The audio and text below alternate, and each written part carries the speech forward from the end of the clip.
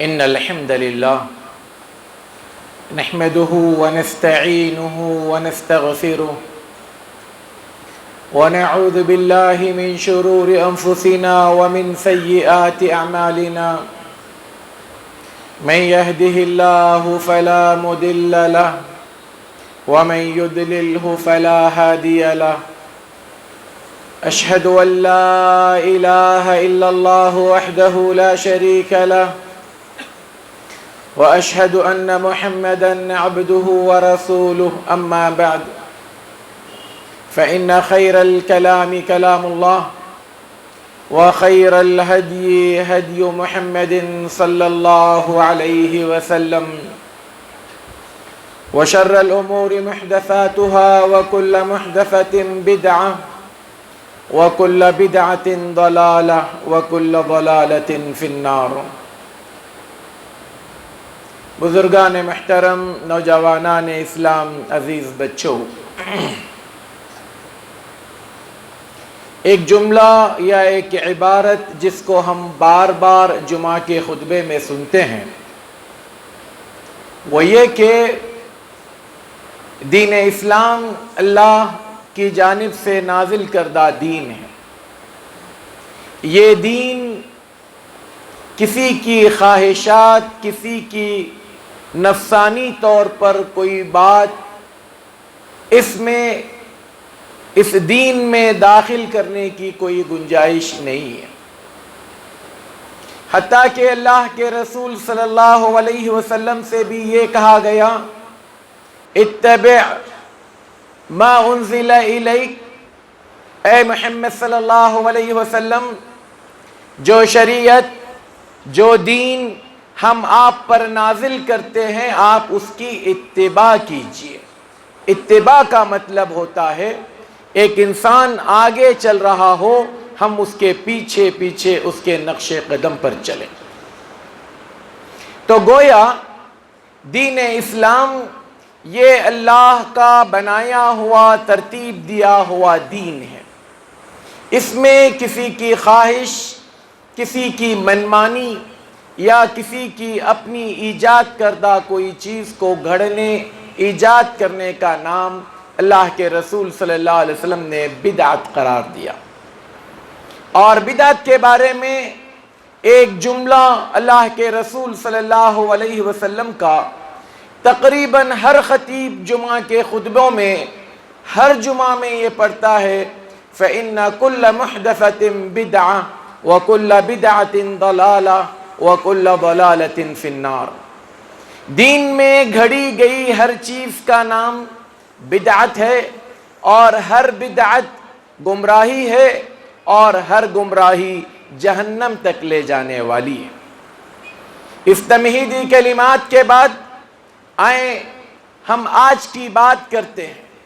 آج 11 ربیع الثانی ہے۔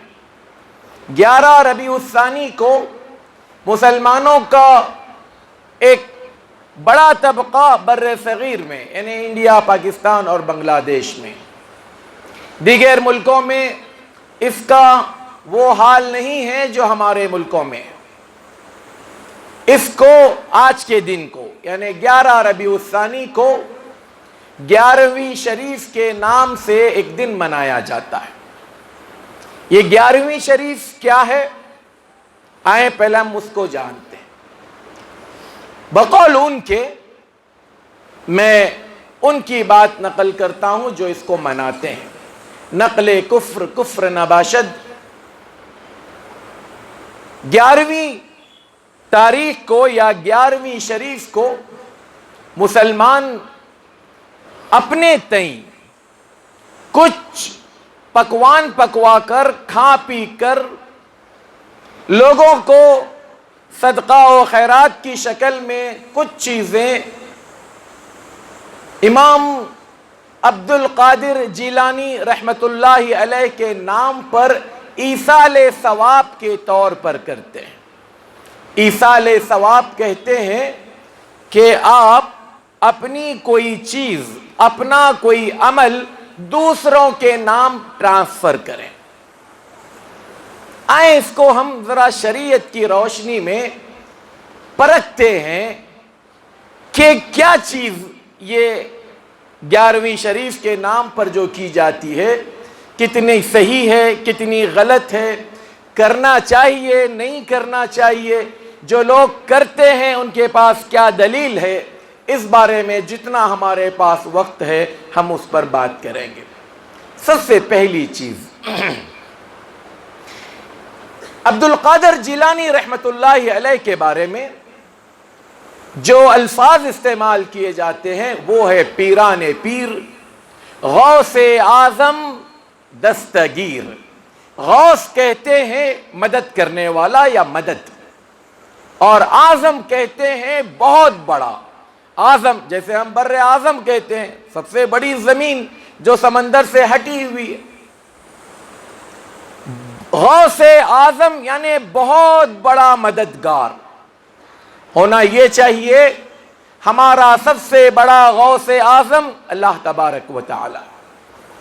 دستگیر کہتے ہیں کسی کا ہاتھ تھامنا، ہاتھ اس کا تھاما جاتا ہے جو لڑک رہا ہو، جو گر رہا ہو، جو کہیں گرنے کے بعد ہاتھ آپ کو دے رہا ہو تو اس کا آپ ہاتھ تھامتے ہیں، اس کو پکڑتے ہیں۔ دستگیر یہ اللہ تعالیٰ ہی ہے، وہی ہے جو گرتوں کو تھامتا ہے یا گرے ہوئےوں کو اٹھاتا ہے اپنی مرضی سے۔ غوث اعظم یہ ان کے الفاظ۔ غوث اعظم دستگیر کے نام پر ہم جیسے مسلمان کام کر کر عمل یا اجر ان کے نام ٹرانسفر کر رہے ہیں۔ ہمارے پاس اردو میں ایک جملہ استعمال ہوتا ہے، ننگا نہائے گا کیا اور نچوڑے گا کیا۔ میں خود کھوکھلا ہوں، عمل میرے پاس ہے نہیں، دن بھر کینٹینوں میں گٹکا ماوا کھاک پی کر، سگریٹ کے دھواں اڑا کر، عاشقی کرتے ہوئے دن بھر گھومتا پھرتا ہوں، ایک وقت کی نماز مجھ سے ڈھنگ سے ادا نہیں ہوتی ہے، اور میں چلا ہوں غوث اعظم کو ایصال ثواب کرنے کے لیے۔ اس کی ایسی ہی مثال ہے جیسے کوئی آدمی اڈانی یا امبانی کو 10-20 روپے صدقہ و خیرات کرنے چلا ہو۔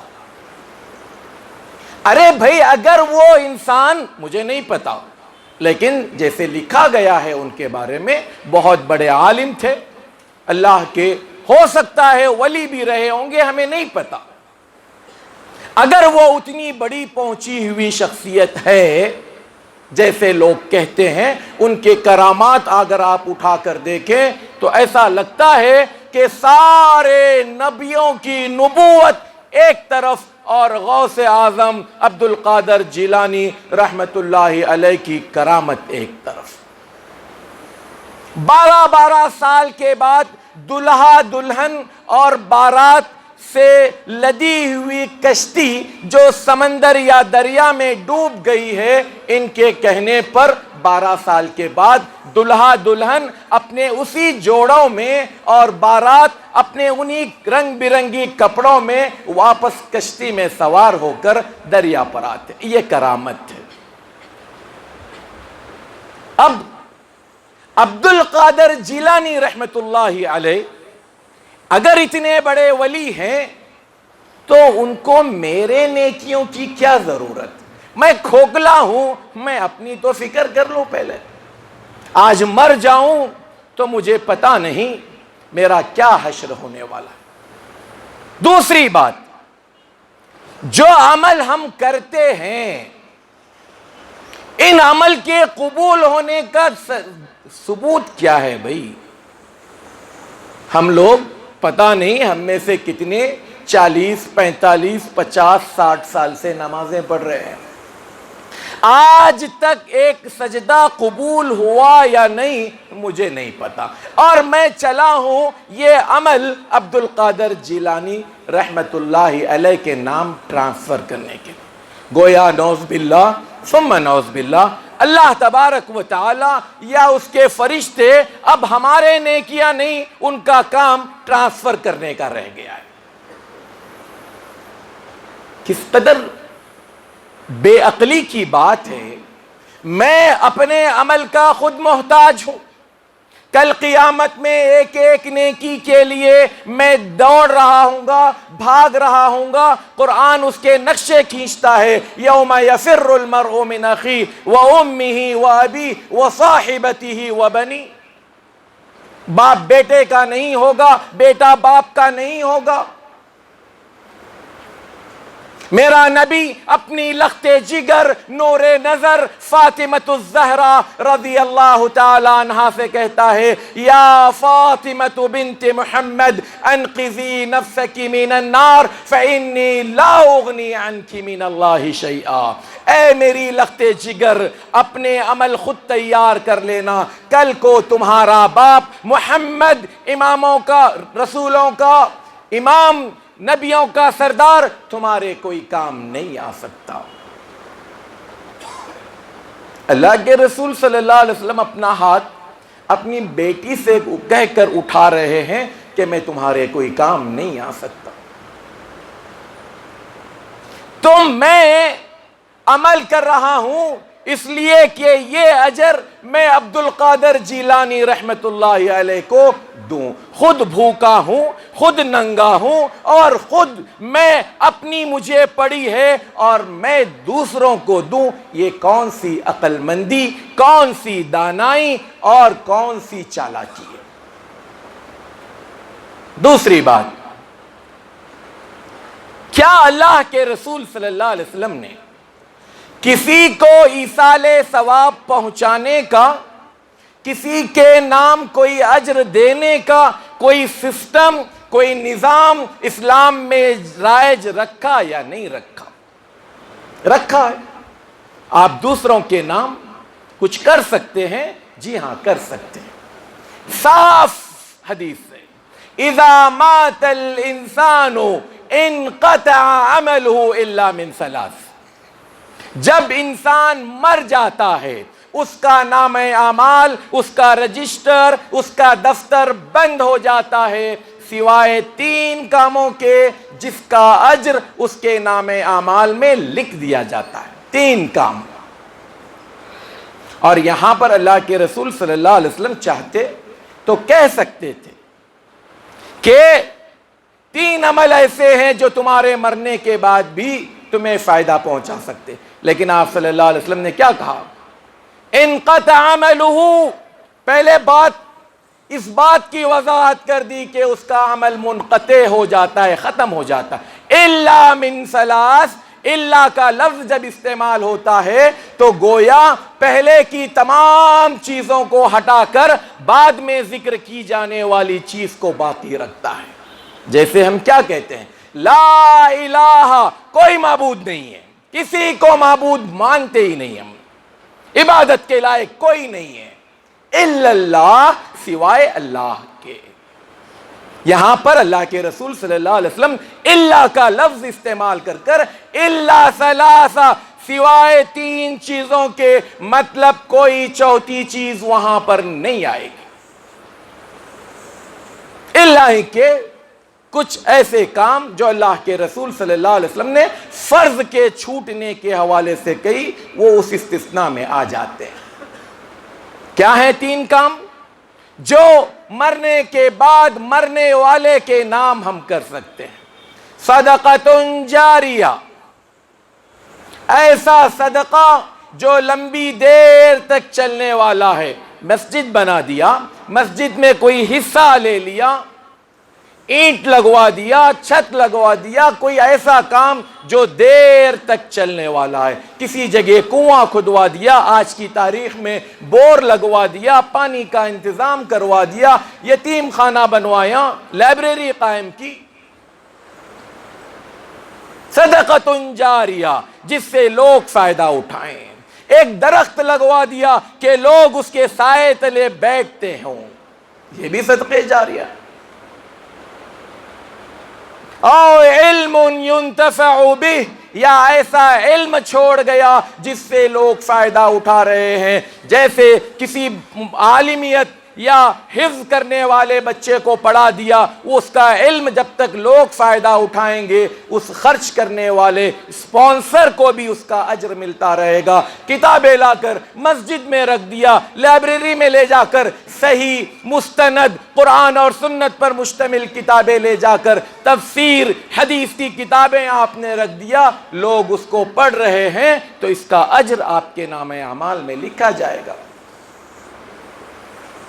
تیسری چیز، او ولد صالح یدعو لہ، نیک اولاد جو ان کے لیے دعا کرے۔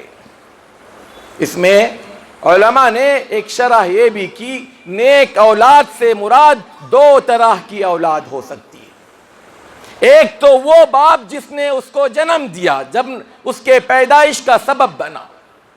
ایک وہ استاد جو اس کا روحانی باپ ہے، اس روحانی باپ نے اس بچے کو اگر اس کی تربیت کیا، اس کو اسلام کے سانچے میں ڈھالا، اس کے اخلاق اور کردار کو بنایا، تو اس باپ کو بھی، اس استاذ کو بھی اس کا اجر ملے گا۔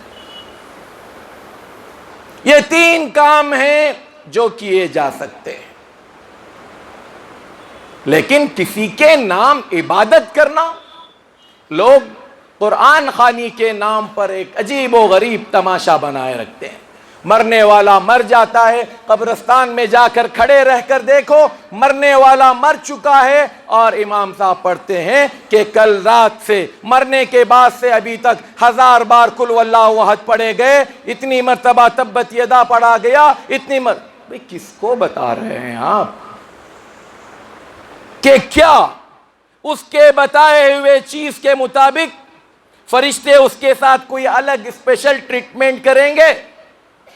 اس کا اپنا عمل کیا گیا ہے وہ دیکھا جائے گا۔ اس کے مرنے کے بعد کس نے کیا کیا ہے وہ اس کے نام اعمال میں کوئی کام کی چیز نہیں۔ ایک فارمولا یاد رکھیں، اسلام نے کسی اور کے نام اگر کوئی عبادت جائز رکھی ہے تو وہ مال کی عبادت ہے۔ ایسی عبادت جس میں مال خرچ ہوتا ہے، صدقے جاریہ میں مال خرچ ہوتا ہے، علم ينتفع میں مال خرچ ہوتا ہے، ولد صالح بچے کو نیک بنانے میں بھی مال خرچ ہوتا ہے۔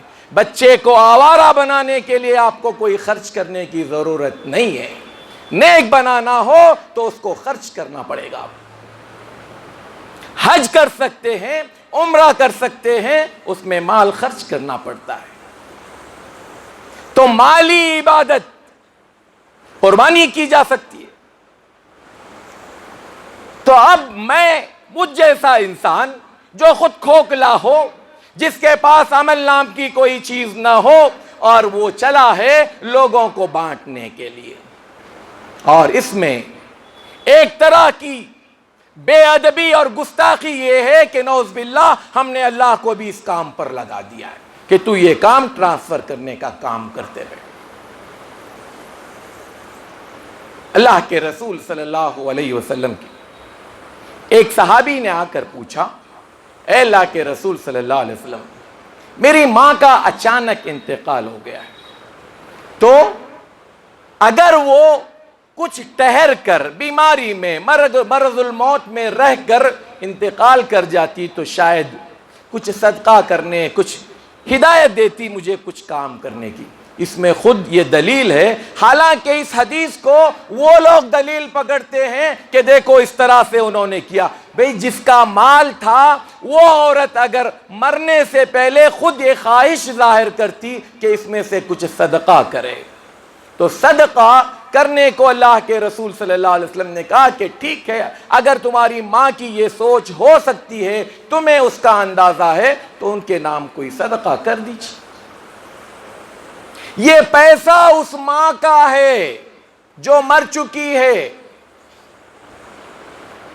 اور پھر اللہ کے رسول صلی اللہ علیہ وسلم کے بڑھ کر، ان سے بڑھ کر کون ولی، کون نیک، متقی اور پرہیزگار ہو سکتا ہے؟ امام عبد القادر جیلانی رحمت اللہ علیہ کے بارے میں ان کے اپنے علماء نے لکھا ہے کہ وہ 11 ربیع الثانی کو اللہ کے رسول صلی اللہ علیہ وسلم کے نام عبادت کیا کرتے تھے، صدقہ و خیرات کیا کرتے تھے۔ ارے بھئی اللہ کے رسول صلی اللہ علیہ وسلم میرے اور آپ کے عمل کے محتاج ہیں کیا؟ میرے اور آپ کے عمل کے محتاج نہیں ہیں، کیونکہ اسلام کا ایک فارمولہ یہ ہے، الدال علی الخیر کفاعلہ، جس کسی نے کسی اچھے کام کا حکم دیا، جتنے لوگ اس اچھے کام کو کرتے رہیں گے، بتانے والے کو اس کا اجر ملتا رہے گا۔ اب پوری امت جتنے بھی اچھے کام کر رہی ہے، اس کو کس نے بتایا؟ اللہ کے رسول صلی اللہ علیہ وسلم نے بتایا۔ جہاں امتی عمل کریں گے، انڈائریکٹ اس کا ایک اجر اللہ کے رسول صلی اللہ علیہ وسلم کے نام پر بھی جائے گا۔ آپ کو مجھے ٹرانسفر کرنے کی ضرورت نہیں ہے۔ تو جو فارمولہ ابھی اس سے پہلے میں بتا رہا تھا، دو طرح کی چیزیں ہیں۔ مالی عبادت آپ کسی اور کے نام کر سکتے ہیں، جسمانی عبادت آپ کسی کے نام کی نہیں کر سکتے۔ قرآن خوانی کرنا، کسی کے نام کی نماز پڑھنا یا کسی کے نام کے اذکار پڑھنا، جسمانی طور پر آپ کی صرف باڈی یوز ہو رہی ہو تو یہ عمل آپ کسی کے نام نہیں ٹرانسفر کر سکتے۔ اور پھر جو ہم سے اچھے ہیں وہ تو چلے گئے، ان کے لیے، میرے اور آپ کے لیے اللہ کے رسول صلی اللہ علیہ وسلم نے کیا کہا کہ ان کے حق میں آپ دعا کیجیے۔ دعا کیا بتایا اللہ کے رسول صلی اللہ علیہ وسلم نے؟ کہ اگر کوئی مسلمان اپنے کسی مسلمان بھائی کے لیے مغفرت کی دعا کرے، مغفرت کی دعا یہ معنی بتاتی ہے کہ وہ بندہ گنہگار ہے، اس کے لیے مغفرت کی دعا اگر کوئی بندہ کرے گا تو ہر مسلمان کی طرف سے آپ کو ایک نیکی ملے گی۔ مان لیجئے آپ یہ دعا کرتے ہیں، اللہم اغفر للمسلمین والمسلمات والمؤمنین والمؤمنات الاحیاء منہم والاموات، اے اللہ تمام مسلمان مردوں، تمام مسلمان عورتوں، تمام مومن مردوں، تمام مومن عورتوں کو بخش دے جو زندہ ہیں اور جو مر چکے ہیں۔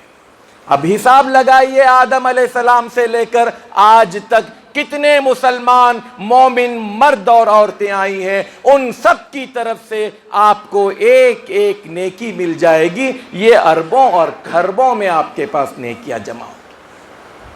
آپ دعا کیجئے، ان کے حق میں آپ کا دعا کرنا ان کو بھی فائدہ پہنچائے گا اور آپ کو بھی فائدہ پہنچائے گا۔